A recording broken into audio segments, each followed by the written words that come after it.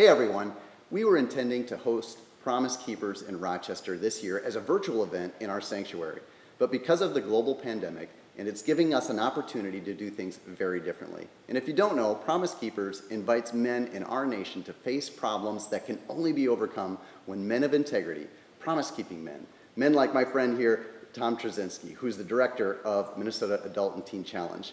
And Tom, you have a great story to tell us about Promise Keepers.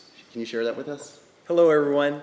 In 1995, I was invited 4 times to go to an event called Promise Keepers. I turned down all 4 of those opportunities. Thankfully, my neighbor came with a 5th opportunity. That day, as I rolled into the Metrodome in a wheelchair after a serious motorcycle accident, the truth is I was very, very lost. I was a drug addict, I was an alcoholic, I was a sinner of great magnitude. I was lost. The truth is I was a dead man walking. And as I went into this venue of 60,000 men, I didn't really know what to expect. It was very, very weird. But that night, the speeches, the songs spoke to my heart.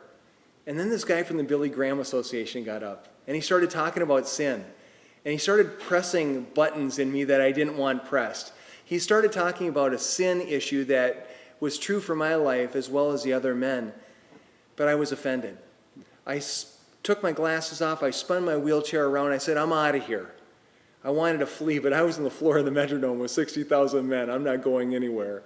So I turned my wheelchair around and I said, well, they may have me tonight, but I'm not going back tomorrow.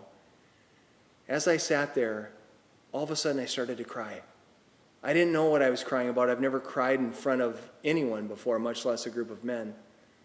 And a man rolled up in his wheelchair behind me, a man by the name of Glenn White from Lawrence, Kansas. And he said, where are you, brother? And he wasn't asking me a geographic question. He was asking me a spiritual question. And that night, he led me on a prayer. He led me to a man named Jesus Christ that has totally and completely changed my life. That was 25 years ago. Instead of being divorced with 2 kids, Carmen and I have been married now 32 years, and we have 4 kids. God called me out of a finance career after 3 years, and I've been in ministry for the last 20 plus years, showing people Jesus Christ and the way, the truth, and the life that is found in him. I'm very thankful for my neighbor, Pat Pahacek, who invited me. I'm very thankful for a faithful friend in Glenn White who rolled up and asked me a tough question. And I'm proud of you for thinking and considering who you could invite to Promise Keepers this year. God bless you. Thank you so much, Tom.